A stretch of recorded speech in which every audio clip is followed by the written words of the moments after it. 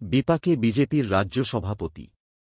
বিজেপির রাজ্য সভাপতি সুকান্ত মজুমদারকে শোকজ করল নির্বাচন কমিশন। দুটো কারণে পৃথকভাবে শোকজ করেছে নির্বাচন কমিশন। কেন এই পদক্ষেপ নিল নির্বাচন কমিশন? জানা গিয়েছে, ৫ মে বিজেপির তরফে যে বিজ্ঞাপনগুলি সংবাদ মাধ্যমে দেওয়া হয়েছিল তার জন্যই পদক্ষেপ করল নির্বাচন কমিশন। সেই বিজ্ঞাপনগুলি নিয়েই তৃণমূল কংগ্রেসের তরফে অভিযোগ জানানো হয় নির্বাচন কমিশনের কাছে। তারপরেই কমিশন শোকজ করল নির্বাচন কমিশন। এই ঘটনার পাশাপাশি আরও একটি কারণে পৃথকভাবে শোকজ করা হয়েছে সুকান্ত মজুমদারকে।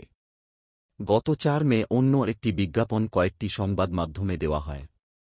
নির্বাচন কমিশন সূত্রে জানা গিয়েছে, সেই কারণে সুকান্ত মজুমদারকে দ্বিতীয় শোকজ করা হয়েছে। এই বিজ্ঞাপনটি নিয়েও তৃণমূল কংগ্রেসের তরফ থেকে অভিযোগ জানানো হয় কমিশনের কাছে, তারপরেই কমিশনের দ্বিতীয় শোকজ। দুটি ঘটনার প্রেক্ষিতেই বিজেপির রাজ্য সভাপতিকে ২১শে মে বিকেল ৫টার মধ্যে জবাব দেওয়ার নির্দেশ দেওয়া হয়েছে। প্রসঙ্গত ২০ মে সোমবার পঞ্চম দফার ভোট, সেই দিন রাজ্যে ভোট গ্রহণ চলবে রাজ্যের ৭টি আসনে। ভোটের পরের দিন বিকেল ৫টার মধ্যেই জবাব দিতে হবে সুকান্ত মজুমদারকে।